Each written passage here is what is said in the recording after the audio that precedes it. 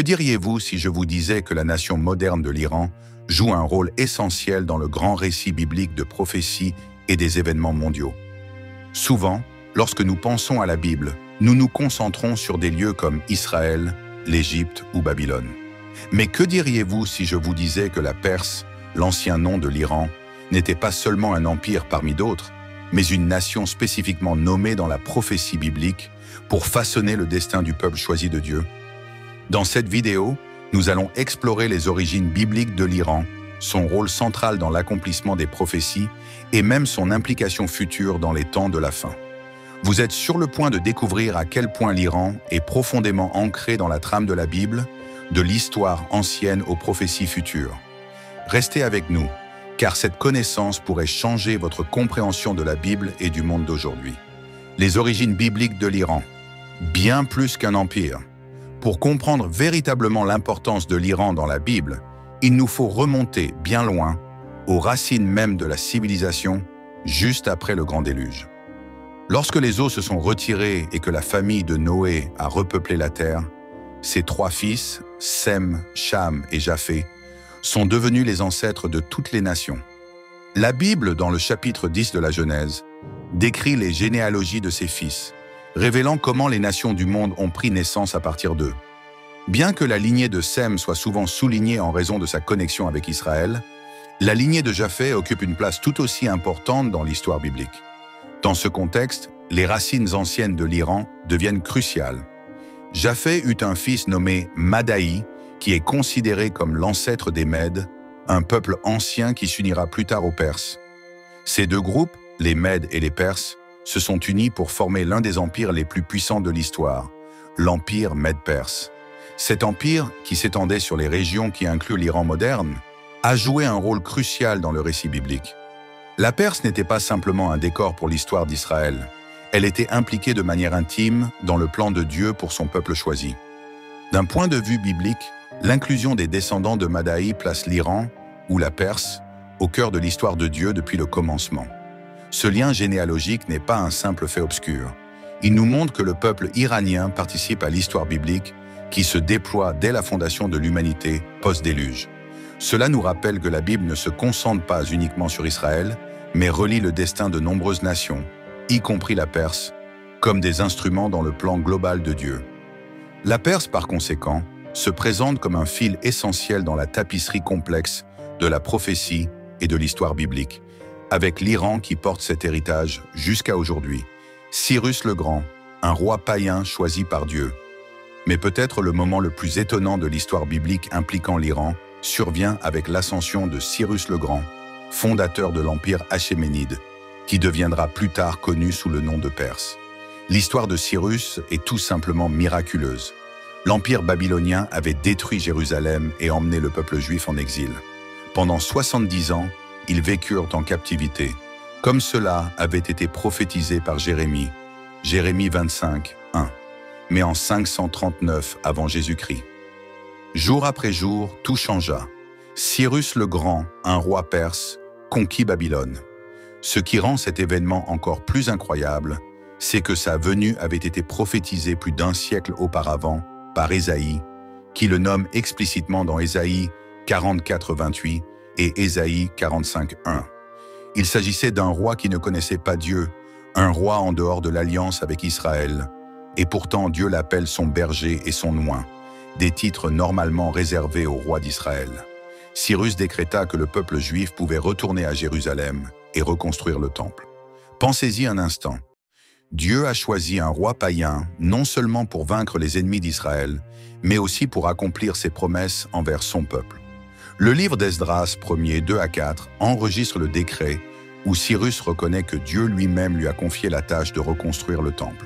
Ce moment n'était pas simplement une manœuvre politique, c'était un accomplissement prophétique. Imaginez la scène, les Israélites exilés, désespérés et loin de chez eux, entendant soudain la nouvelle qu'un roi étranger, un Perse, a été poussé par Dieu à restaurer leur terre. L'impact émotionnel devait être énorme. C'était un rappel pour Israël et pour le monde entier que le plan de Dieu est bien plus grand qu'une seule nation ou qu'un seul empire. Sa souveraineté s'étend même à ceux qui ne le connaissent comme pas. Le rôle de la Perse dans l'histoire d'Esther. La providence divine à l'œuvre. L'influence de la Perse ne s'arrête pas avec Cyrus. Une autre histoire célèbre de la Bible, le livre d'Esther, se déroule entièrement au sein de l'Empire perse, sous le règne du roi Xerxès, Assuérus. Un complot est formé par Haman, un haut fonctionnaire, pour anéantir le peuple juif vivant dans l'Empire.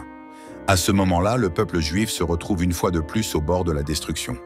Cependant, à travers une série d'événements providentiels, Esther, une jeune femme juive, devient la reine de Perse. Avec l'encouragement de son cousin Mardoché, elle prend une décision courageuse en s'approchant du roi pour révéler son identité juive, risquant ainsi sa vie. L'intervention d'Esther, comme nous le voyons dans Esther 4,14, fut cruciale. Et qui sait si ce n'est pas pour un temps comme celui-ci que tu es parvenu à la royauté. Sa bravoure et sa sagesse conduisent à un retournement dramatique. Haman est exécuté et un nouveau décret est promulgué, permettant aux Juifs de se défendre contre leurs ennemis. Cette histoire est célébrée chaque année dans la fête juive de Purim et constitue un autre exemple de la manière dont Dieu a utilisé la Perse pour protéger son peuple choisi. Il ne s'agissait pas seulement d'un hasard qu'Esther ait été placée dans sa position, c'était une orchestration divine.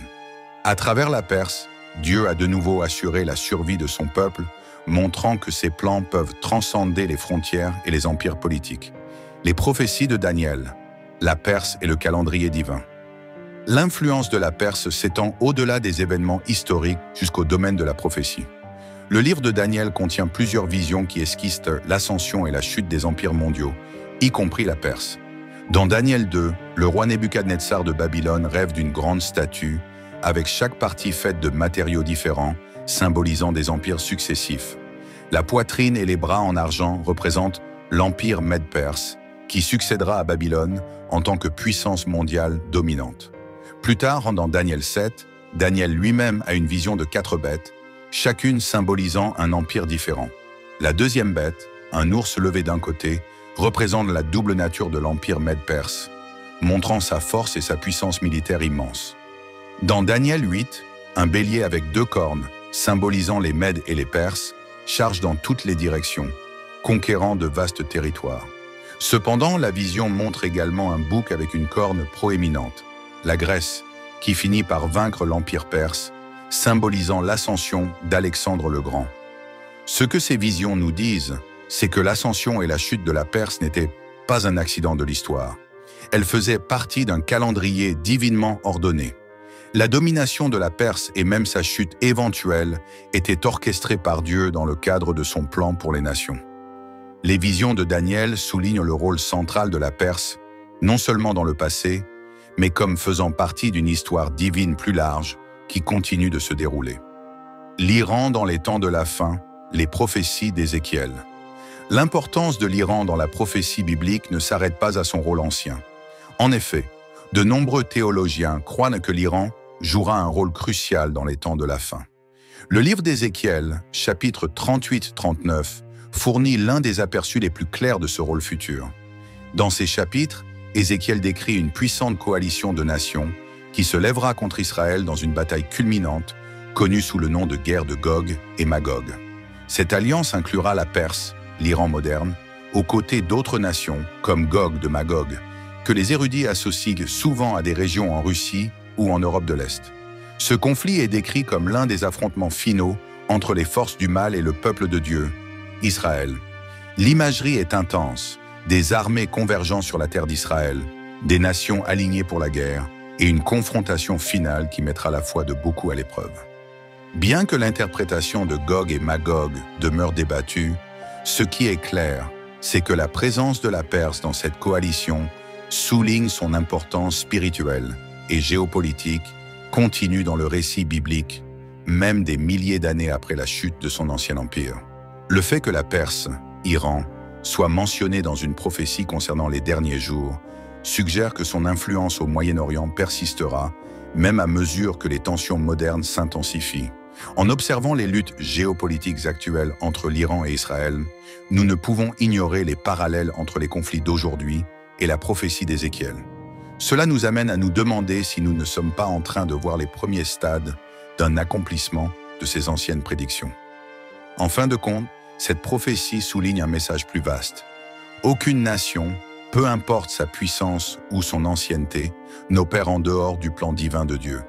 L'Iran, tel que vu dans la vision d'Ézéchiel, reste un acteur clé dans les événements menant au temps de la fin, nous rappelant que la pertinence de la Bible s'étend aussi bien au passé qu'à l'avenir. L'histoire de l'Iran dans la Bible est l'un des exemples les plus remarquables de la manière dont Dieu peut utiliser même les nations les plus inattendues pour accomplir ses desseins divins. Des descendants de Japheth à l'ascension de Cyrus le Grand, la Perse a joué un rôle central dans l'histoire biblique, de la restauration d'Israël à la protection du peuple juif dans l'histoire d'Esther. Mais l'importance de la Perse ne s'arrête pas à son rôle historique. Les prophéties de Daniel, d'Ésaïe et d'Ézéchiel nous rappellent que la Perse, l'Iran moderne, faisait partie du plan plus large de Dieu, non seulement pour les nations du passé, mais aussi pour l'avenir. Merci de nous avoir rejoints dans ce voyage fascinant. Si vous avez trouvé cette vidéo éclairante, merci d'aimer, de partager et de vous abonner à notre chaîne pour d'autres éclairages sur les histoires bibliques et leur signification cachée.